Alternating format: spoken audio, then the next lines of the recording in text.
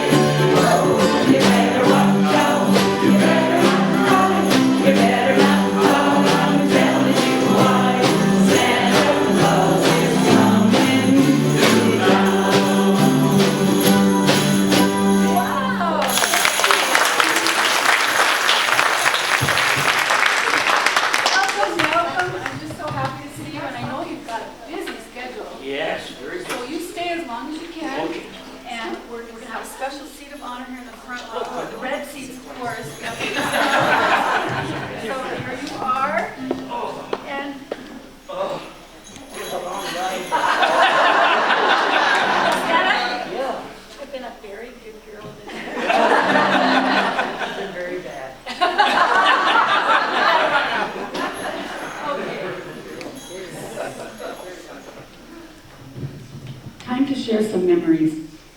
I have lots of memories of the theater, but mostly I just remember being here. But I have a favorite memory to share, and my father used to have a little soda machine out there, but we called it Pop, and it was a Coke machine, and people would take their empty bottles and roll them down the aisle, and it would just irritate my dad. So much.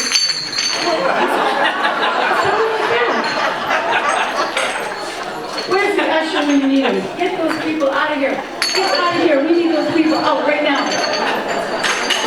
Get them out. Get them out. They're rolling the pop bottles. God, I hate that sound. Sound really know what. So I'm going to pass the microphone to my sisters who are here. They will introduce themselves and tell us one of their favorite memories. My name is Jan Brisky. When I lived in Two Harbors, most people here knew me by Janice Haliski.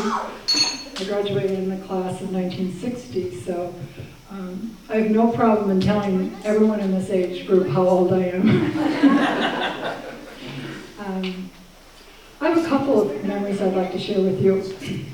Those of you who knew my mother knew her as a very gentle, loving soul. Well, my father was very loving also, but he wasn't always so gentle. And in the theater, he could be a really hard taskmaster. He did not tolerate noise in the theater, and one of the other things he disliked intensely, besides the rolling of the bottles, which was after my time, was the popping of the small white bags of popcorn. When they were empty, people would blow them up and pop them, and I think he took great delight in trying to follow like that. Like which person had done it. And my memory is that he would march down the aisle, he would grab that child, usually some age child, by the back of the neck and haul him out of the theater. Then what would happen after that is their name went on a list. And I sold tickets in the theater, and this list was posted inside the box office where I sold tickets. And for a given period of time, those people on this blacklist could not come to the movies. And since this was one of the only social activities in town, that was somewhat of a deterrent. But I think, like kids everywhere, people love to pop the bags to see what they could get away with.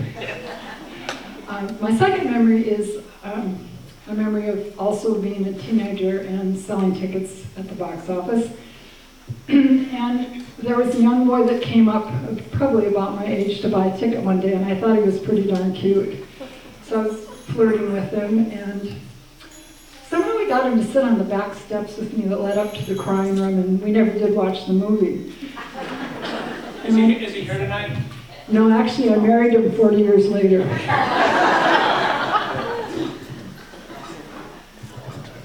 Good evening, everyone.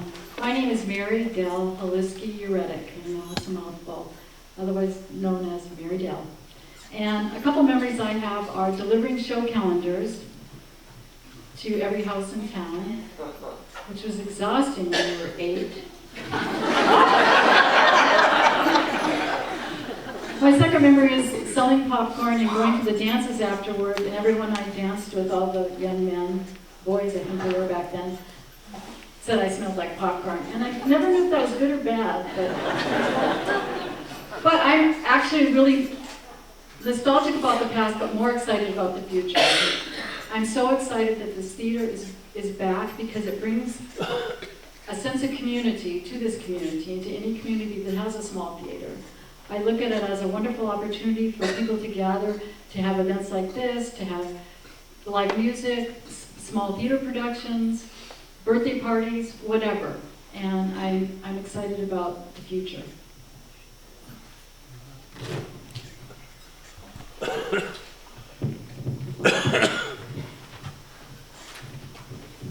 And now we've prepared, or I should say I have, sorry, with the help of my sisters, because they sent me slides and different pictures of the theater. So we're going to have that come on now if my projectionist people are up there. My niece and nephew, Ted Holiski, Jerry's son, and Becky Holiski-Dowds. Can you please start the slideshow? Oh, is it Harbor Lights now? No. Sentimental. Oh, Sentimental Journey, yeah. Thank you. Everybody else has the list, but I keep forgetting to look at it. So we are going to do Sentimental Journey, which is very appropriate. It came out in the late, in the 40s, and that's when my dad opened the theater. It was 47 or 48. We're not exactly sure. So we're going to start that, and I'm looking for this thing. And can April do the house lights?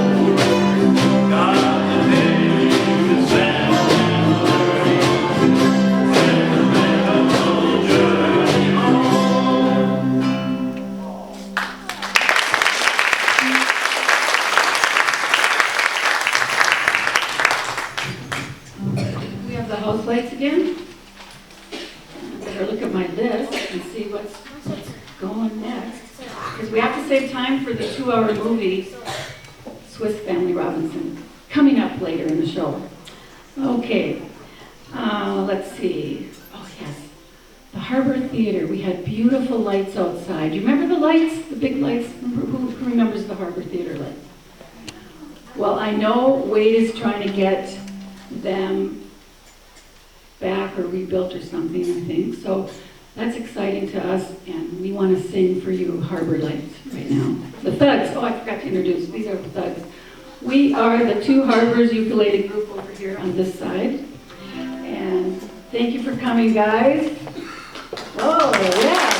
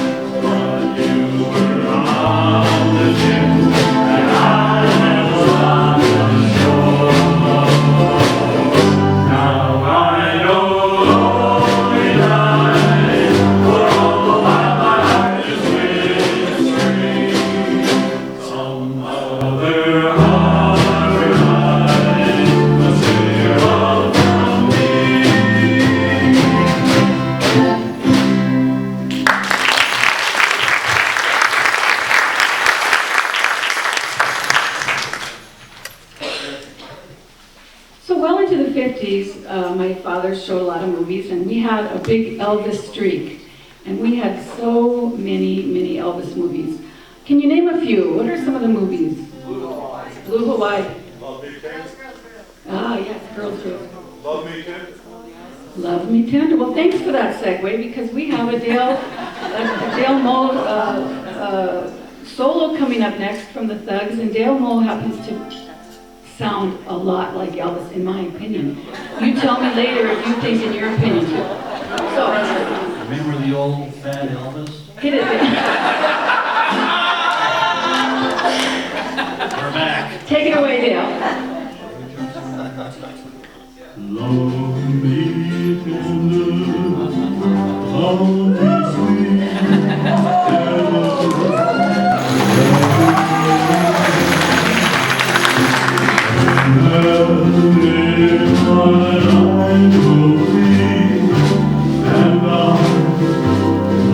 you so.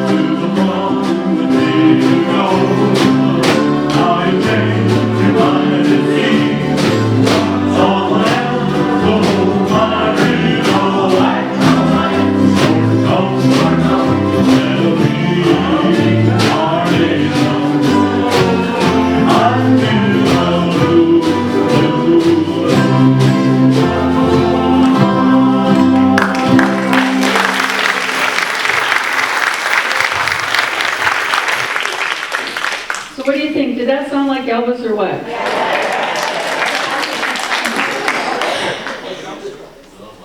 Do another one.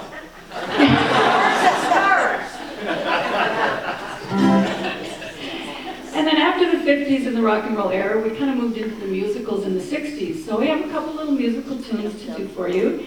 And remember the big musicals like Sound of Music and Mary Poppins, and can you name a few other big musicals? South Pacific, Oklahoma, West Side. Yeah, lots of great musicals. They were really big in the 60s. I think they helped Bill Halisky feed a lot of his family that year.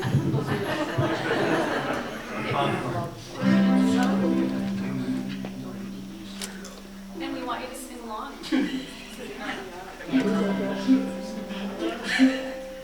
Yeah, that's great. We haven't rehearsed, so. You started down. Oh. You count us down for it. Give us a 4 count. How about we do this?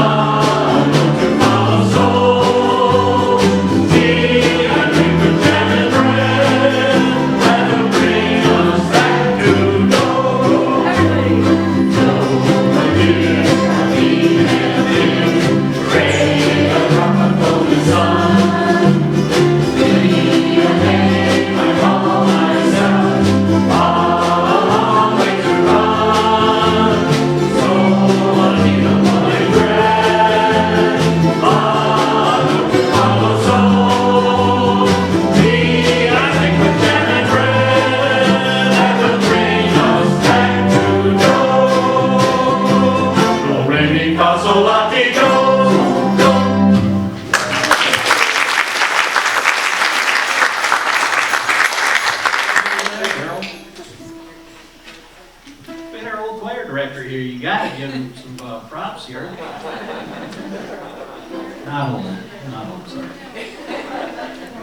And then from Mary Poppins. Ready? I can't pronounce this. Oh, supercalifragilisticexpialidocious. Even though the sound of it is something quite atrocious. Hear you say it loud enough, you'll always sound precocious. Supercalifragilisticexpialidocious.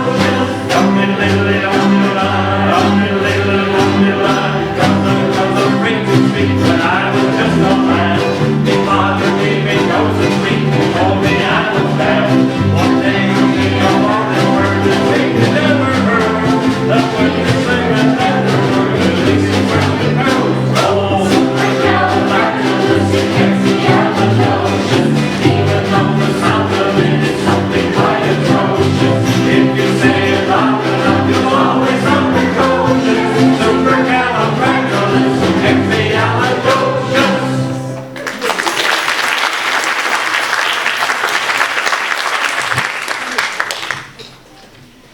One of my sisters isn't here, and that's Barbara Halisky.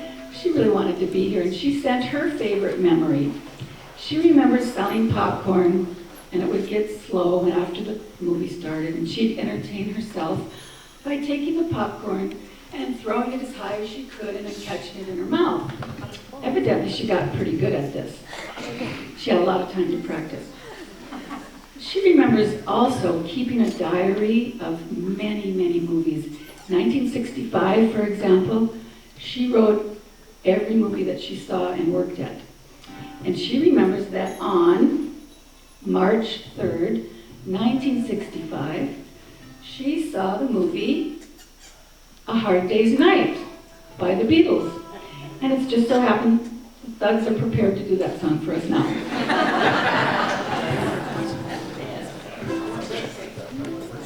What a coincidence. It's been a hard day's night, and I've been working like a dog. It's been a hard day's night, I should be sleeping like a log. But when I get home to you, I find the things that you do will make me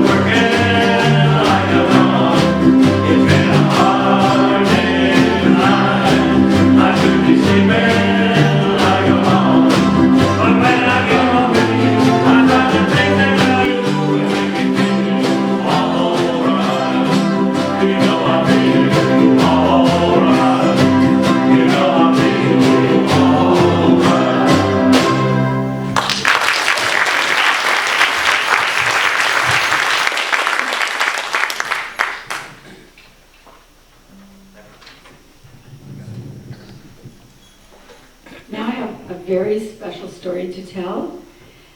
My sister Mary Dell is going to help me with that one.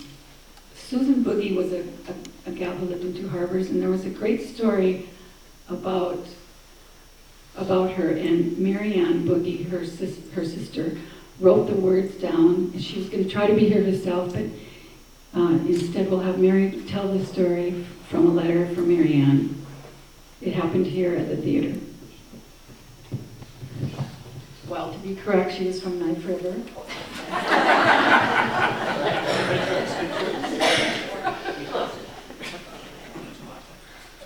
These are Mary Ann's remarks that she sent, and I'm going to paraphrase part of it and read quotes from part of it.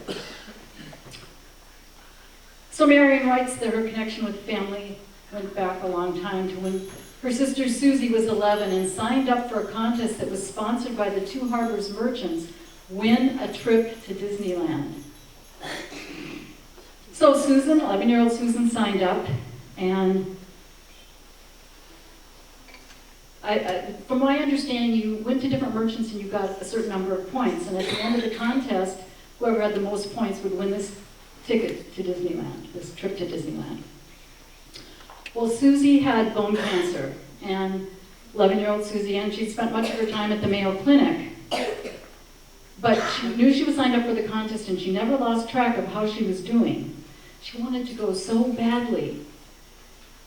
When the other contestants heard about Susie, they moved their points over to her.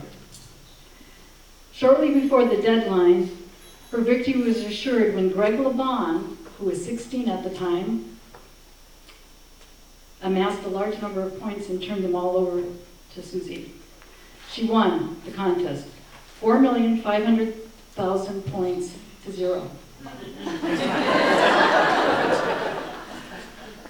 Susie was at St. Mary's Hospital in Rochester having her leg amputated when the contest ended. And the first thing she said when she came out of surgery was, "Did I win? Did I win?" And when she was told the result, she kept repeating, I won, I won. And making sure she'd heard correctly, she kept repeating. And then she told her parents she wanted it so much, and her wish was coming true. Through some donations, anonymous donations from the American Legion, people in town, merchants, and other people, they sent her parents too to go with her, and that was her dream, to go with her parents. So the whole family was able to go together. Her dream didn't end there when Hollywood got wind of her story, and it made the front page news in Los Angeles. The headlines read, "Princess Comes to Hollywood."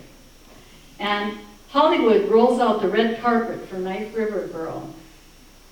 She was truly treated like a princess for the whole week. They were invited to stay at Teresa Green's home for a couple of days. Mrs. Green introduced them to other movie stars. She met the cast of Gunsmoke, Father Knows Best. She was crowned queen for a day. Lawrence Welk, she visited Lawrence Welk, and many other experiences. Mary Ann gives credit to Bill Holiski, my father, and his idea that made her dream come true, and all the merchants, of course, at Two Harbors. What Mary Ann says is how I really like to end this. These are her words. None of this would have been possible. Oh, this is a perfect example of a small town pulling together and helping someone live their dream. None of this would have been possible without Bill Holiski, the Harbor Theater, and the wonderful merchants and community of Two Harbors and Knife River. And I think that's what brings us all together. And I'm so glad to see that you left Facebook at home and are coming here to do face-to-face. And 3 cheers for a community that turns out and supports all its people.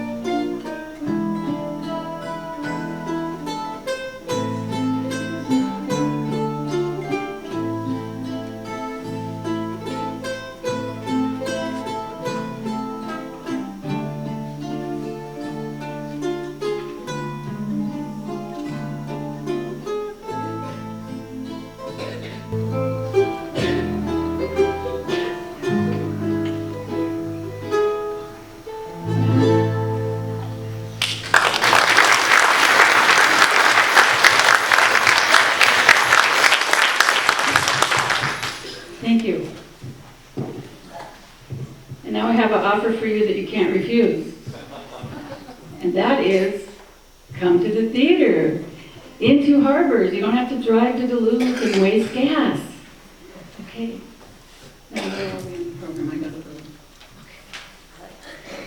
Okay.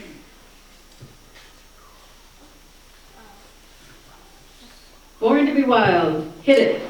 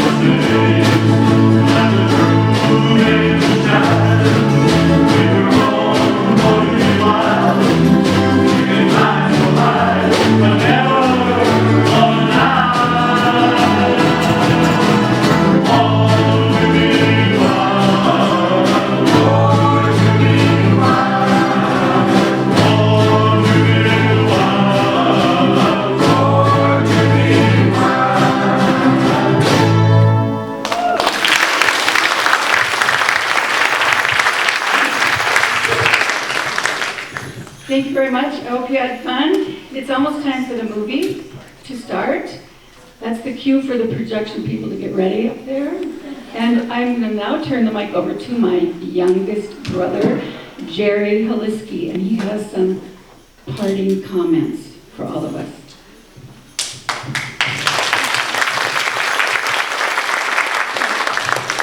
Thanks again for coming, everybody. It was really an impressive effort on behalf of my sisters. I want to thank Wade and April, because this is really their night. I am the youngest of the Haliski kids, the baby of the family, and yes, I have 5 older sisters. But anyway, as the baby of the family, I'm the only one who never worked in the family business. But I did catch the movie bug, and so I had to work that issue out as an adult. So when I left Two Harbors in '74, I moved to Minneapolis to go to college, and I got a job at a movie theater. And as luck would have it, by the time I was a senior, when I should have been graduating and getting real work, I decided that I'd really like to own that movie theater. And so a friend of mine and I who worked there, we did buy the theater. It's a Cedar Theater in Minneapolis on the West Bank of the University of Minnesota. My business partner, Bob Kokel, is right there. Please stand up, Bob.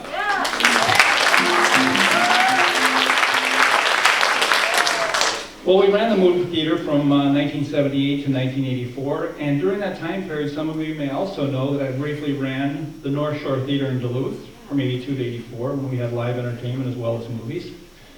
And then I went to school, and I thought I put that out of my system, the whole movie bug, and became a lawyer and moved to Chicago. And actually, we lived in Waukegan.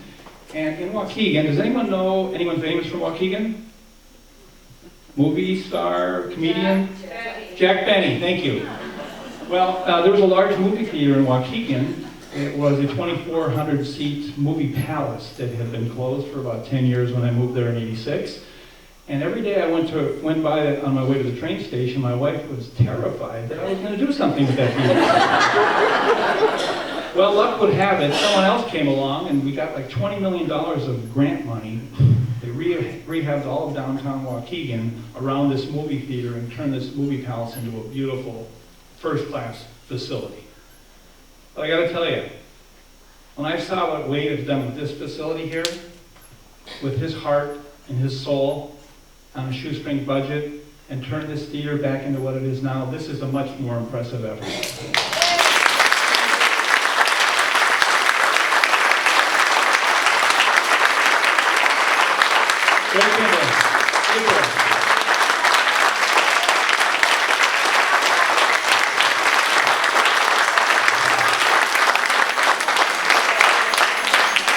You know, it's a nice night of nostalgia, and I want to thank Wade again for letting my sisters micromanage the event. They're real good at that. But really, it's about the future, and I really want to, encourage everybody in this community. It's up to us as the citizens of Two Harbors to make sure this facility stays around a long time. Sometimes it's easy to flip on the TV, but the more we can get out here and save this facility for the future, it can be here for many years to come. Because movies can be art, history, pop culture, but most of all, it's a communal event. Watching movies together with total strangers or with your neighbors is a whole lot better than watching it by yourself. So let's get out there and have a nice evening. Thanks for everybody for coming. Let's watch the Swiss Family Robinson, and let's hope this is the first of hundreds of times you're all here again. Thanks.